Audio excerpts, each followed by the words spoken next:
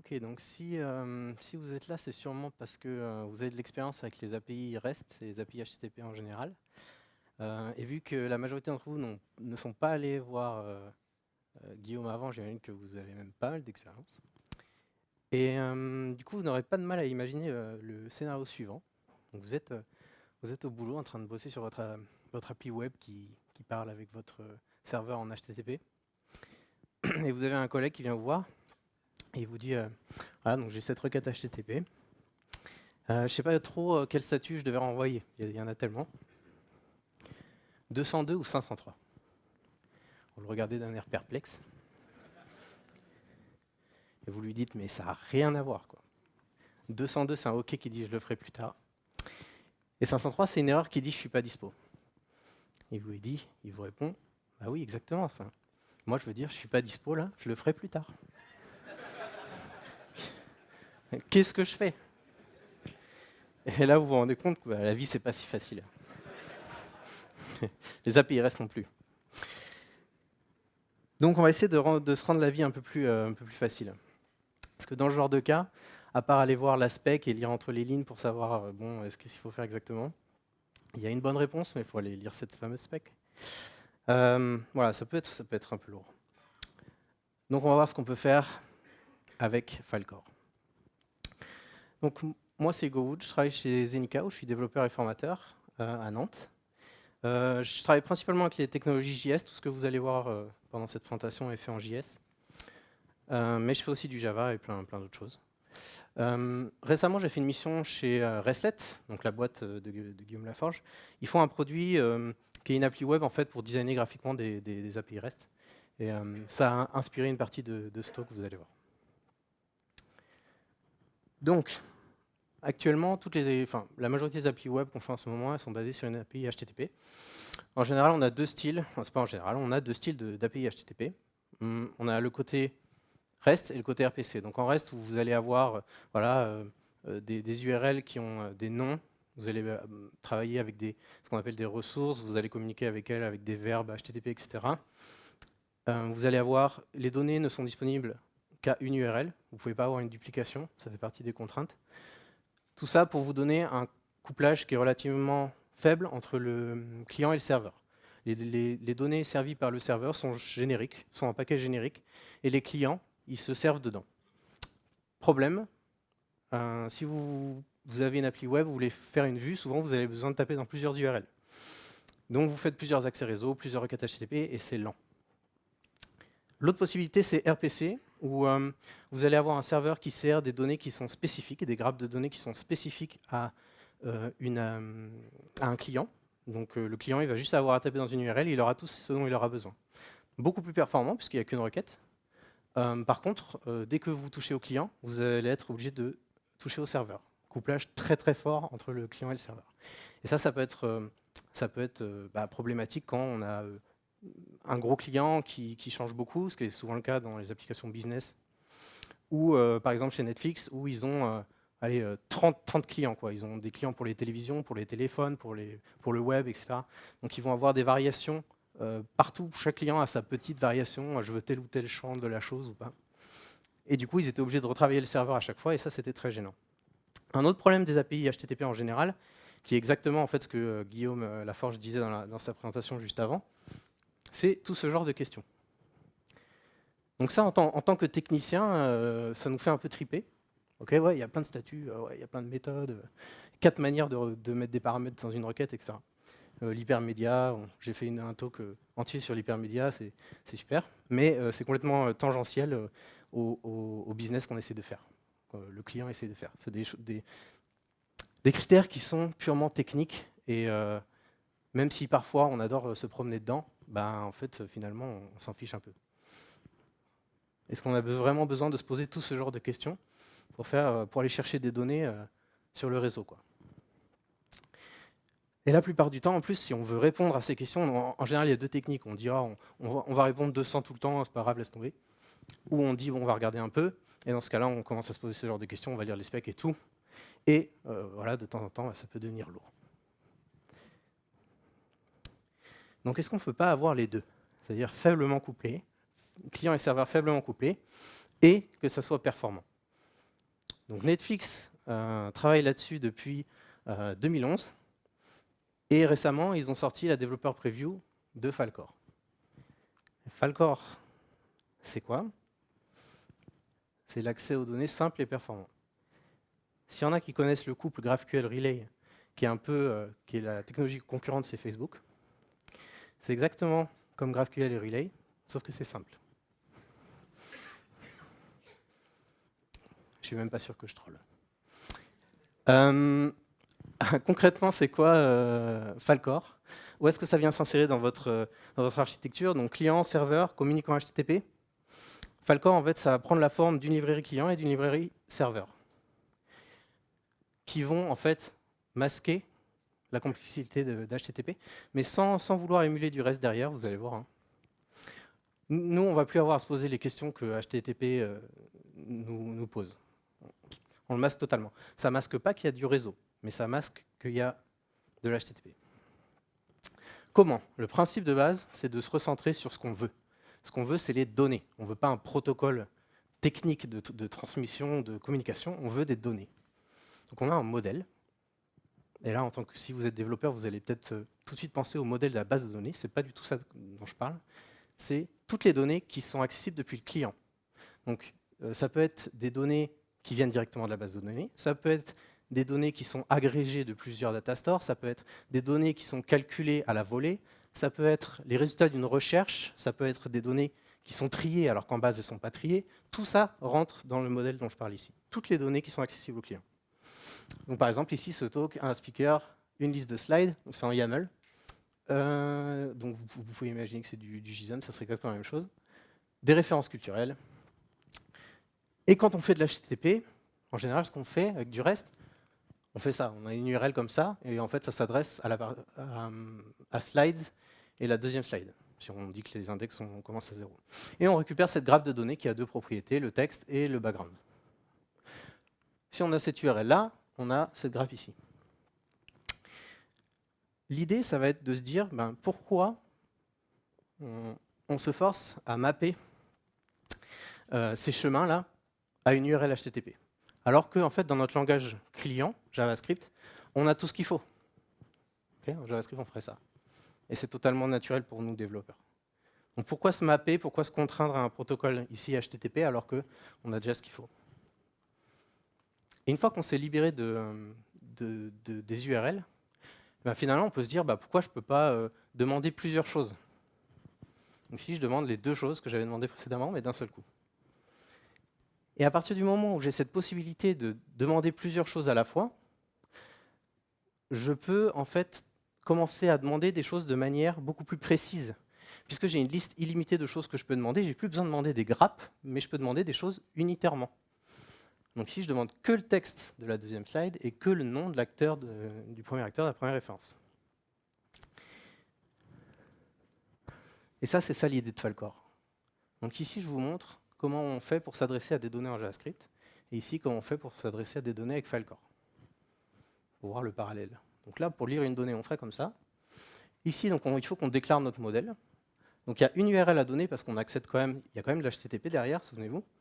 Donc il y a une URL pour tout. Et ensuite, on dit, voilà, modèle getValue. On donne le chemin qui est exactement le même. On récupère une promesse parce que forcément, c'est asynchrone. Et on récupère la valeur ici qu'on peut exploiter. D'accord? Donc Netflix a exploité le fait qu'on était familier avec notre langage de programmation pour utiliser la même technique. Pour demander plusieurs choses, on peut demander plusieurs chemins. Donc on peut faire get, on demande tous les chemins dont on a besoin. Et en réponse, qu'est-ce qu'on a? Donc là, la variable response ici, elle est égale à ça. C'est quoi? C'est un objet avec toutes les valeurs que j'ai demandées et seulement les valeurs que j'ai demandées, mais dans un format que je vais pouvoir exploiter en utilisant les chemins que j'ai mis dans ma requête. D'accord? Donc à partir du moment où les données reviennent, vous savez les exploiter puisque vous avez déjà les chemins pour l'exploiter. Donc ça, évidemment, on ne va pas s'amuser quand on a des tonnes de chemins à demander, à tous les écrire à la main. Donc première possibilité, on fait une boucle et puis on construit des chaînes de caractères avec une interpolation. Et donc on peut consommer à nouveau la réponse tout comme on a demandé, tout comme on a fait dans la requête. Autre possibilité, Falcor propose des syntaxes un peu abrégées comme ça pour les intervalles, ou si vous avez besoin de construire des chemins de manière programmatique, de les construire, c'est un peu chiant de construire des strings, donc on va construire des tableaux avec éventuellement des objets pour représenter les intervalles. Ok, donc je vous montre ce que ça donne. Donc pour découvrir un peu Falcor, voir de quoi c'était capable, j'ai construit une petite application qui s'appelle Falcorception. Et cette application web qui parle avec son serveur avec une API Falcor permet de créer des API Falcor. Comme l'API Spark de REST permet de créer des API REST. Donc de manière graphique, je vais pouvoir construire mes API Falcor. D'accord ? Et il se trouve que dans Falcorception, il y a l'API de Falcorception elle-même qui est listée dans les API disponibles. D'accord ? Donc pour l'instant, c'est la seule que j'ai. Okay, donc je clique dedans. Et là, bon, il me dit OK, l'API elle est en train de tourner. Il y a 3 routes, on verra plus tard. Et là, ce qui est intéressant, c'est que j'ai un client qui va me permettre d'interroger cette API. Donc, ça, je vais pouvoir vous montrer comment on fait pour faire des requêtes Falcor. Donc, pour l'instant, j'ai une seule API. Donc, mon modèle existe, le client connaît ce modèle et il peut accéder à tout avec ce modèle. Donc, par exemple, ici, je vais dire APIs. C'est assez gros au fond ou pas? J'ai cru avoir des noms, donc je vais zoomer un coup. APIs 0 name. Okay, je get ça. Okay, je récupère, comme je vous ai montré, un objet qui me permet, avec ce chemin-là, d'aller exploiter ce que j'ai demandé. Et il y a seulement ce que j'ai demandé, rien d'autre. Pour le multiget, là je dis APIs 0, et puis ensuite à la fois ID name et la date de création. D'accord ? Je reçois l'objet que j'ai demandé avec seulement les valeurs que j'ai demandées. Et je ne sais pas si vous avez remarqué, dans les requêtes Chrome, on voit qu'il y a une seule requête qui est partie à chaque fois. Une seule requête HTTP. OK. Comment on fait pour modifier les données maintenant? La même chose, on a le même parallèle, ici en JavaScript, ici en Falcor. Donc on change getValue par setValue. On donne le chemin de la donnée à modifier. On donne la nouvelle valeur. On reçoit une promesse avec la valeur qu'on a setée. On peut faire du multiget, on peut aussi faire du multiset. Donc comment on fait? On donne un objet avec toutes les valeurs qu'on veut modifier. Donc ici, on veut modifier slides 31 title et slides 31 background. Et en réponse, on reçoit en fait exactement ce même objet. Et voilà, il nous confirme que ça a bien été seté. Les chats, c'est pour me rappeler qu'il faut que je vous montre. Donc, je vais revenir à l'accueil de Falcorception. Je vais créer une API. Donc, il m'a créé comme ça une API avec un nom bidon. J'ai aucun moyen par lui de changer le nom, parce que je ne l'ai pas développé. Mais l'API existe. Donc, je peux aller dans Falcorception et aller changer le nom de cette API. Puisque je peux tout faire de ce que l'API web peut faire, je peux aussi le faire avec ce client. Donc, APIs 1, okay, c'est celle que je viens de créer, name. Et je vais la renommer, par exemple, appointment. Donc, les noms que je vais utiliser là pour créer des API, tout ça, c'est les noms les rôles des gens dans Inception. Hein, ça n'a aucun... Voilà, n'y voyez pas de sens particulier ou quoi. C'est juste qu'il me fallait des noms. Ok, je fais 7, il n'y a pas de retour particulier, mais on voit qu'il y a un post qui a été fait et qui a retourné 200. Et si je retourne à l'accueil, je vois que mon API a bien été renommé. On continue. La troisième et dernière opération disponible dans Falcor, c'est call. Donc call, c'est quoi? C'est l'équivalent de l'appel de fonction. Quand il y a une fonction, c'est pour, voilà, si vous voulez modifier plusieurs données d'un coup, une opération atomique que vous voulez qui soit répétable. Ici, par exemple, push, l'ajout dans une liste. En JavaScript, on fait ça comme ça. En Falcor, c'est l'appel d'une fonction. En Falcor, ici, il n'y a pas de sémantique particulière qui dit que ça doit s'appeler push et que push, ça veut dire ajout dans une liste ou quoi. Hein. C'est juste que votre modèle, il a une fonction qui s'appelle slide.push, ici, dans ce cas-là. Vous donnez les paramètres dans un tableau. Donc là, il y a 2 paramètres. Enfin non, il y a un paramètre qui est un objet, pardon, avec 2 champs. Et la réponse, elle est intéressante. Donc je vais vous montrer directement ce que ça donne dans Falcorception. Donc, ce bouton-là, create one, il appelle une fonction dans le modèle qui s'appelle API.create. Donc là, je vais utiliser cette fonction. APIs.create, je donne les arguments, donc voilà. Oups. The architect, et je fais call. Ok, donc qu'est-ce qui se passe là? Donc j'ai toujours APIs, vu que dans le chemin que j'ai demandé, il y avait APIs, donc forcément j'ai APIs au début. Ensuite j'ai 2, qui est en fait l'index de la nouvelle API. On regardera le contenu après. J'ai last added, donc ça c'est pas quelque chose que Filecore fait de manière native, hein, c'est Filecoreception qui décide voilà, qu'il y a un champ last added ici. Pourquoi il y a un champ last added? Parce que s'il n'y avait pas de ce champ, le client serait obligé de deviner ou de savoir que la nouvelle API qui vient d'être créée est à l'index 2. Donc là, le client, il a juste à faire APIs.lastAdded et il a l'API qui vient d'être créée avec les informations. Et j'ai aussi le fait que la nouvelle longueur est 3. Donc ici, j'ai des petites choses qui en fait désignent un chemin dans le modèle. On verra un tout petit peu plus juste après. Ça donne des possibilités qui sont intéressantes parce qu'ici, en fait, vous voyez que dans mon call, j'ai 2 autres paramètres qui sont possibles. Et en fait, ça va me permettre de ne pas, par exemple, là, j'ai créé une API. Si je veux tout de suite connaître, disons, son ID, par exemple, ou sa date de création. Son nom, à la limite, je le connais. Il est déjà dans le client, c'est moi qui l'ai transmis. Mais je veux savoir d'autres choses sur ce qui vient d'être créé par la fonction. Et je ne veux pas avoir à refaire un get derrière. Parce que quand même, le but de Filecore, c'est un peu de minimiser les requêtes, donc ça serait un peu bête. Donc ici, avec ce fameux paramètre, je peux dire, OK, toutes les références ici que tu vois, tu vas me résoudre relativement à ces références, ces choses-là, ce que je demande ici. Donc là, l'ID et le nom. Donc je vais créer une nouvelle API. Là, en cliquant sur call, ça va créer une nouvelle API. Donc je vais changer son nom. Non, pas The Appointment.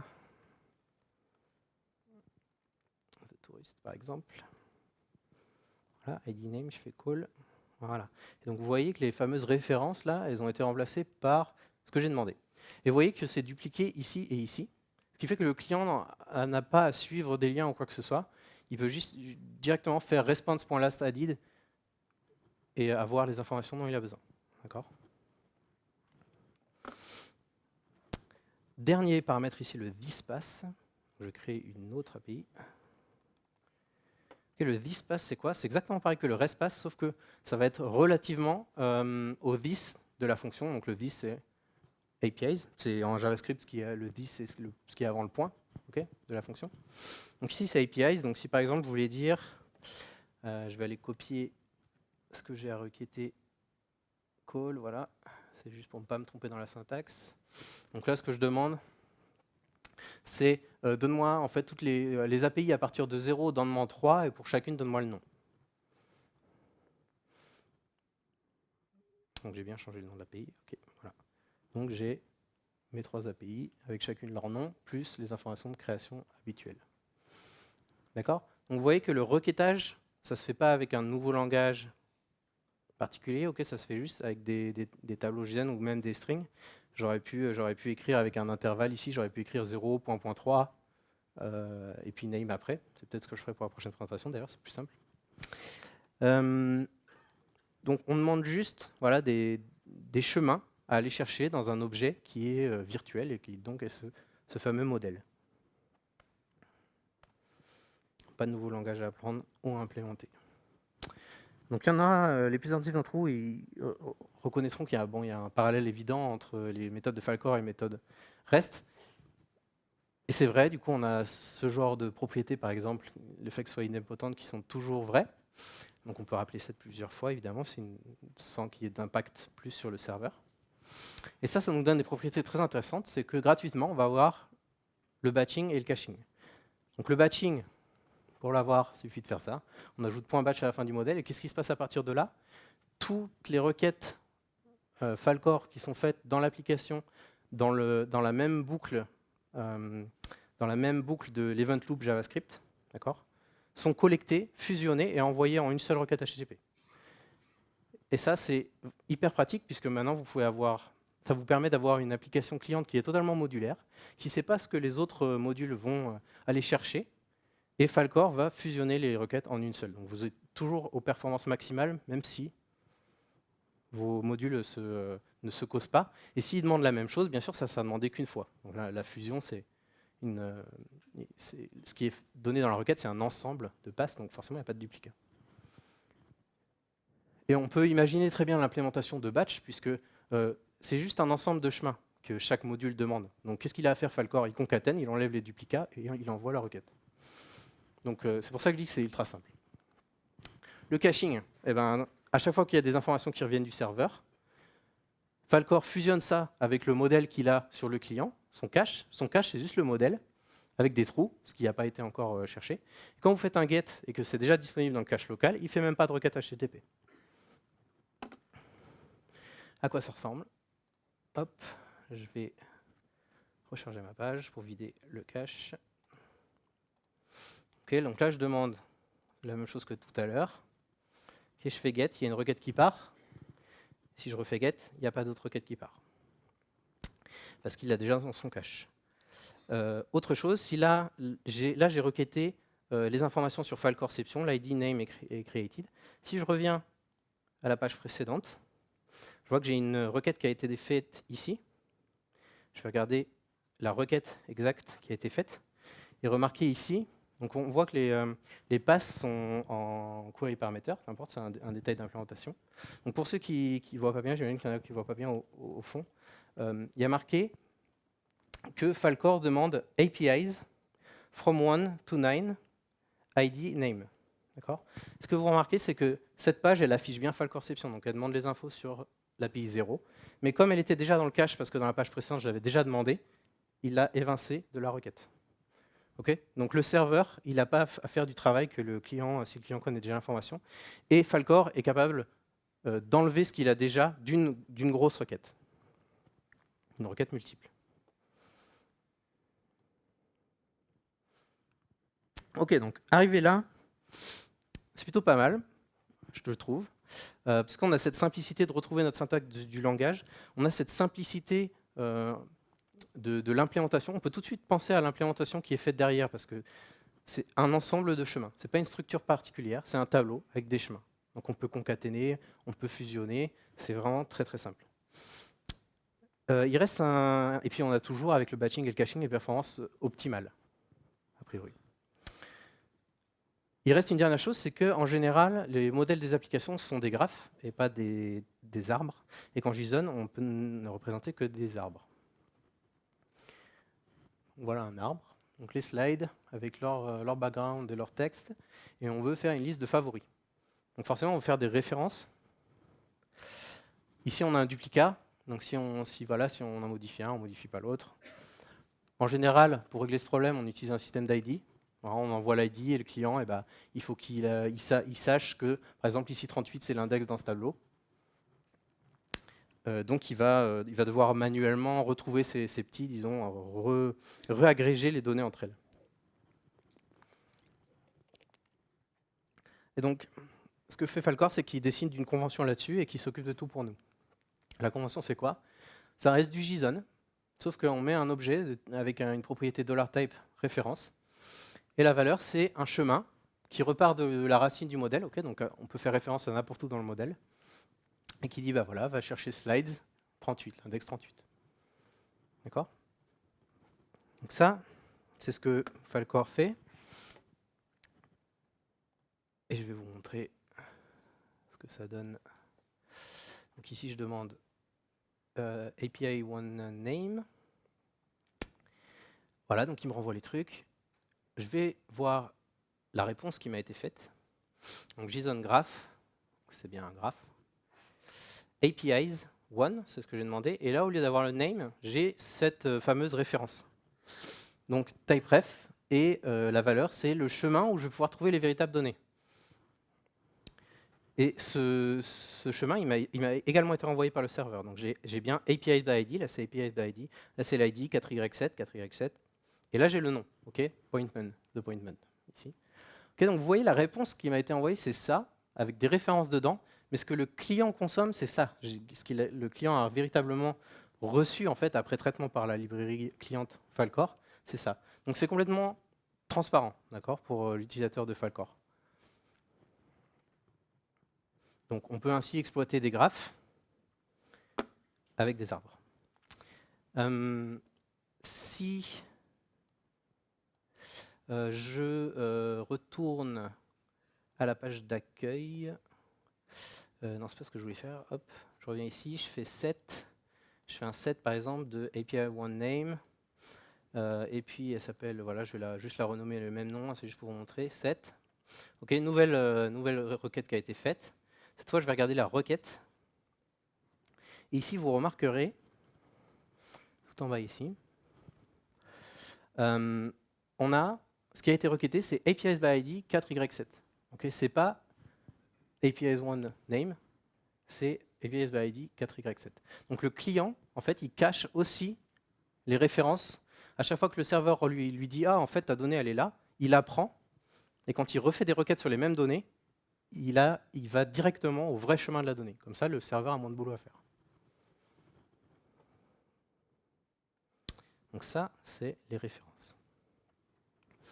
Ok, donc là, je vous ai montré à peu près tout ce qu'il faut savoir sur le côté client de Falcor. Maintenant, on va aller voir le côté serveur. Et vous allez voir qu'il y a plein de choses qui ont l'air magiques, mais qui en fait ne sont pas magiques du tout. Comment on fait pour... donc encore une comparaison avec ce qu'on faisait, avant. Ici, du REST, disons, pour le serveur et du Falcor.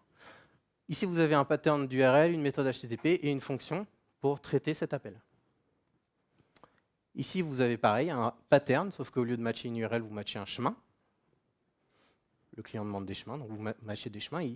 Ici, en particulier, ça veut dire des clés arbitraires. Okay, donc ça peut être, par exemple, slide 39 background, par exemple.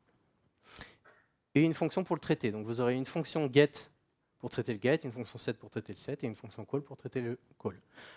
L'argument ici, le paramètre pass7, il ressemble à quoi? Il ressemble en fait à... Il donne l'ensemble de chemins qui ont effectivement été requêtés. Donc ici, la propriété 0 égale à slide, bah, forcément, puisque le pattern forçait à slide. Donc si on a matché, c'est que c'est slide. En 1, on a l'ensemble des clés qui ont été données ici. Okay, donc on peut en avoir plusieurs. Pourquoi? Parce que si on en veut plusieurs, on va probablement vouloir faire une seule requête en base pour toutes les récupérer. On ne veut pas matcher un à un tous les chemins. Et puis enfin, en 2, on a background. Il y a une petite syntaxe spéciale que Falcor propose pour rendre le code plus lisible. C'est ici, on peut nommer les clés arbitraires et du coup, on se retrouve avec une propriété nommer au lieu de voir le 1. C'est un peu plus lisible. La réponse, qu'est-ce que le serveur doit faire à ce moment-là? Okay, le but du serveur, c'est de dire, tu m'as demandé tel chemin, je te renvoie telle valeur pour ce chemin. Et il va renvoyer un ensemble de ces paires chemin, valeur. Chemin, valeur. Chemin, valeur, pardon. Donc chemin, je te réponds pour slides, tel ID, donc là vous voyez je suis dans une boucle qui boucle sur les ID. Okay, donc pour chaque ID, je vais créer ce chemin. Donc tu m'as demandé de 1 à 3, bah, je vais te faire slides 1, background, c'est égal à ça. Bon, là j'ai mis une constante, mais ça serait calculé évidemment. Slides 2, background, etc. dans la boucle. Et donc il va retourner 3 paires chemin, valeur. Et client, bah, il va recevoir ces données comme ça.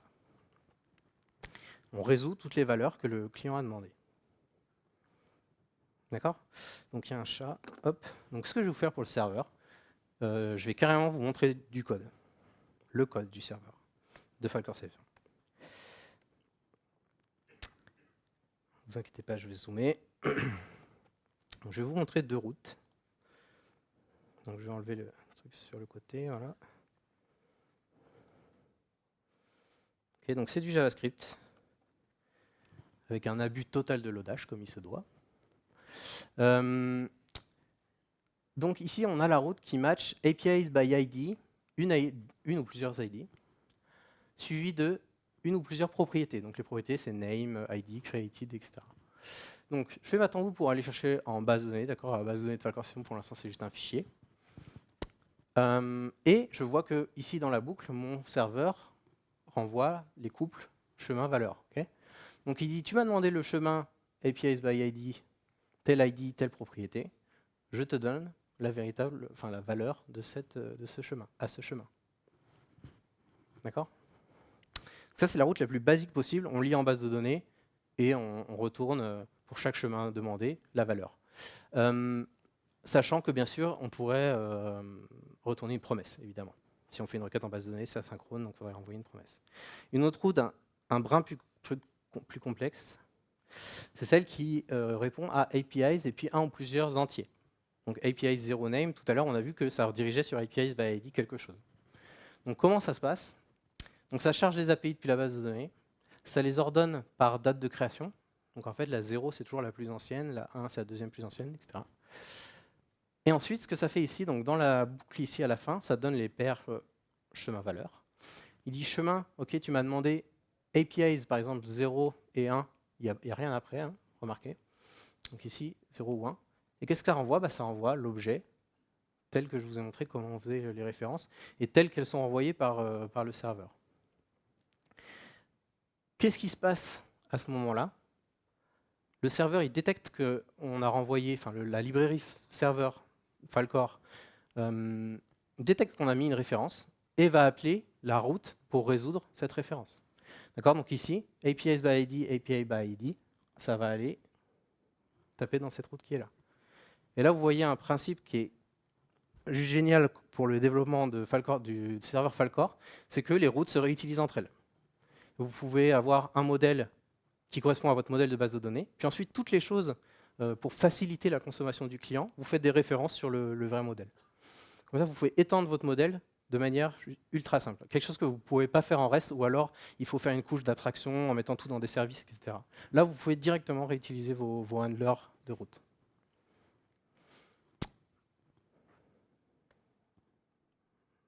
Voilà comment on écrit un serveur Falcor. Alors, le but, c'était un peu de vous faire un retour d'expérience sur Falcor. Donc, je vais vous expliquer ce que c'était, comment ça fonctionnait. Maintenant, qu'est-ce que j'en pense? Ce que j'en ai pensé de développer cette application. Avant de vous dire ça, je vais vous montrer un peu plus de ce que Falcor Session peut faire, parce que pour l'instant, je vous ai surtout montré voilà, le petit client Falcor, mais je ne vous ai pas vraiment montré comment on fait pour construire une API Falcor. Bon, je retourne à mon accueil, je vais vider mon cache au cas où. Ok, je vais choisir une API quelconque, voilà, une API que j'ai créée tout à l'heure. Elle est running, elle a 0 route, et il y a donc son client ici. Donc là, je peux requêter n'importe quoi, il n'y a pas de route, donc de toute façon, ça va me répondre une erreur ou comme quoi il n'y a pas la route. La route n'existe pas. Je vais créer une route. Donc là, j'ai une petite interface dans Falcor Reception pour créer une route. Donc je peux lui donner un nom. Je vais dire que c'est une route get. Et je vais dire, voilà, tu vas me matcher. Donc là, j'écris le matcher de chemin que je veux. Je vais dire, voilà, des clés arbitraires nommées catégorie. Et une deuxième qui va être item. Voilà. Ensuite, la source. Dans quelle source de données je veux que cette route tape? Donc là, j'ai une petite liste. Je vais utiliser Boiling Fire, qui est une base Firebase qui tourne, qui est sur firebase.io. Donc Firebase, c'est une base de données dans le cloud. Et ensuite, quelle requête tu veux faire à Firebase? Donc Firebase, on s'y adresse avec des URL. Donc là, je vais utiliser mes variables que j'ai définies dans le matcher. Catégorie, item. Je vais faire create. Donc là, j'ai ma route qui est listée. Et donc maintenant, je peux appeler par exemple nolan. Voilà, .movies, donc catégorie ce serait movies, et item ce serait 2010. Voilà. Donc, j'aurais pu, peut-être je peux le faire d'ailleurs, vous montrer à quoi la Firebase ressemble. Voilà. J'ai déjà l'URL très bien. D'habitude, je l'ouvre à l'avance, puis là, j'ai oublié. Voilà, ok, donc là, j'ai mon contenu de Falcor Session, mon contenu de Firebase, juste pour vous montrer que ça vient d'ici. Les données que je requête. Donc ici, je suis connecté, j'ai créé une API Falcor qui va se interfacer avec une base Firebase. Donc ici, je demande un autre film. Voilà. Donc ça, c'est l'exemple de base. Donc on va faire quelque chose d'un petit peu plus complexe. On va créer notre route. On va faire une recherche de film. Donc c'est toujours du get. On va matcher on va matcher movies search, voilà, tout d'un coup comme ça. Ensuite, on va matcher la query, qu'est-ce qu'on cherche. Okay. Et voilà, on peut s'arrêter là. La source, je vais utiliser une nouvelle source. Je vous montre comment on crée des sources dans Conception. Son nom, OMDB, c'est une source de type REST. Et son URL, c'est omdb.com ou un truc comme ça. Voilà. Oups. Voilà, omdbapi.com, donc c'est une API REST qui propose des films. Je crée et je dis c'est quoi la query que tu veux faire sur cette API REST. Oups. C'est la query qui est là.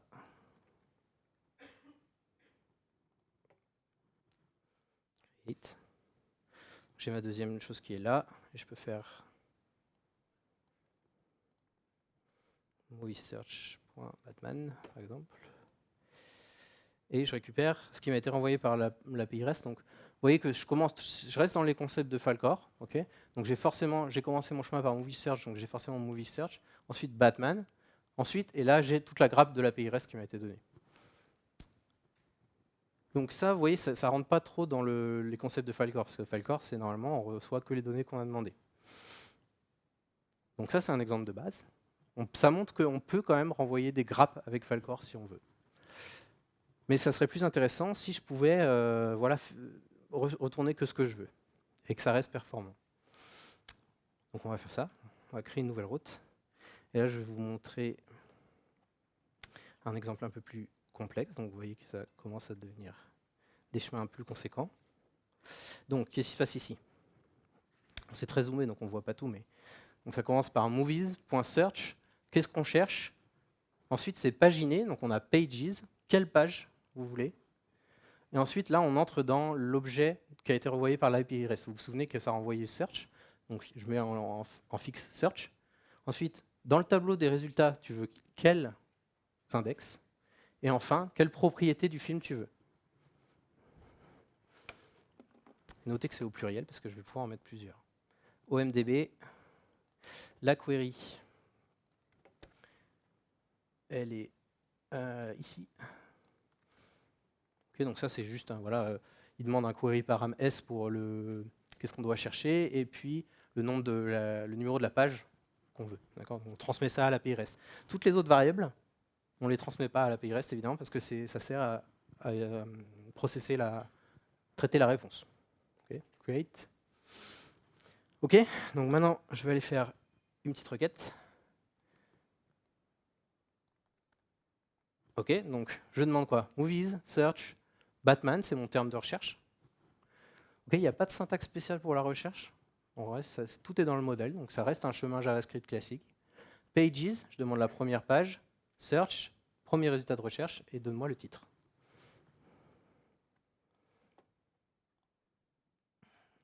Okay, donc j'ai toute ma structure et seulement la donnée que j'ai demandée. Ok, un peu plus velu. On va demander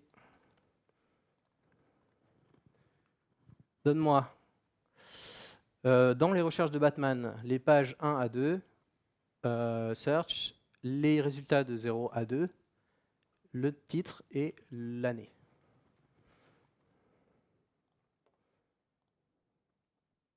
Et voilà. Donc je récupère bien. Ici, c'est la première page, contenu de la première page que j'ai demandé, les 3 premiers résultats avec le titre et l'année pour chacun, et exactement la même chose pour la deuxième page. Je ne suis pas obligé de demander des pages contiguës. D'accord, je peux demander la page 1 et la page 100, s'il y en a une. Ça serait étonnant, mais la page 5, si on veut plutôt. Et puis n'importe quel champ dans ce truc-là. Remarquez que, donc si j'ajoute par exemple un autre champ ici, qui est l'URL du poster, je fais get, je récupère l'URL du poster. Donc il y a une requête ici qui a été faite. Okay. Comme j'avais tout dans le cache, il n'y a que poster qui a été demandé. Okay, donc toujours le concept de demander le minimum de choses au serveur. La deuxième chose, je ne sais pas si vous avez remarqué, ça ne se voyait pas trop parce que le réseau est pas mal. la première fois que j'ai fait une demande à l'API REST, forcément, le serveur derrière, il a fait un appel à l'API REST, donc j'ai eu de la latence réseau. Par contre, là, quand j'ai demandé mon poster, ça a été ultra rapide, quasiment instantané. Pourquoi? Parce que Falcorception a interrogé l'API REST. L'API REST ne propose pas des options pour filtrer les champs. Donc, il a récupéré toute la grappe. Il a filtré pour envoyer au client que ce qu'il a demandé. Et il a gardé le reste en cache. Ce qui fait que le client, quand il a demandé ensuite le poster, il a demandé au serveur Falcorception. Et Falcorception a vu que lui, il l'avait en cache. Et donc, il n'a pas réinterrogé l'API REST pour avoir ça.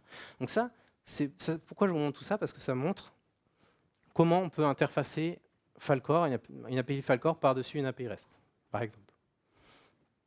Bien sûr, vous pouvez avoir une API Falcor sans une API REST. Vous pourriez avoir un serveur, voilà, comme je vous ai montré les routes tout à l'heure, qui vont direct dans une base de données. Mais là, ça vous montre comment on peut s'interfacer un peu avec le monde extérieur. Et aussi que Falcor présente des concepts qui, relativement à REST, sont très très simples.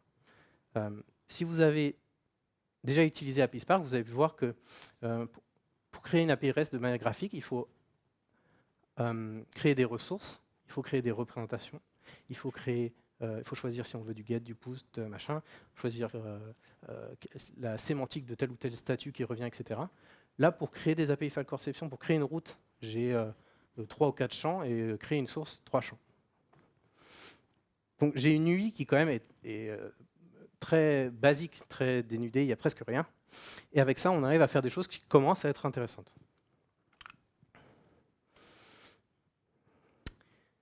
Très intéressant aussi, Falcorception, le serveur, c'est 401 lignes de code.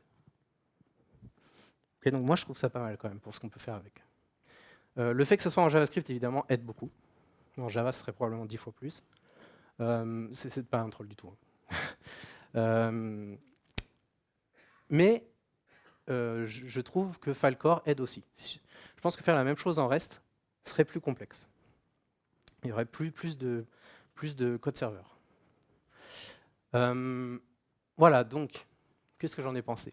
Alors, ce que j'ai aimé, donc la simplicité, je pense que je l'ai dit assez pendant le talk pour que vous compreniez que j'ai trouvé ça vraiment méga simple. Super flexible. Je dis ça parce que, en fait, on pense, en tant que développeur, quand on dit modèle, on pense tout de suite à modèle de base, à un truc statique. En fait, pas du tout. Ça peut être très dynamique. Vous voyez, j'ai fait de la recherche, de la pagination. Tout ça rentre en fait dans cette notion de modèle, cette notion de chemin JavaScript. Donc j'ai confiance qu'on peut modéliser n'importe quoi. Ça a l'air super performant. Je fais toujours une seule requête. Je fais toujours au maximum une seule requête HTTP pour afficher ma vue. Et je fais toujours la requête la plus petite possible. Il faudrait voir si le serveur, résoudre des références, tout ça, est-ce que c'est vraiment performant? Il faudrait vérifier ça, mais en tout cas, ça a l'air performant.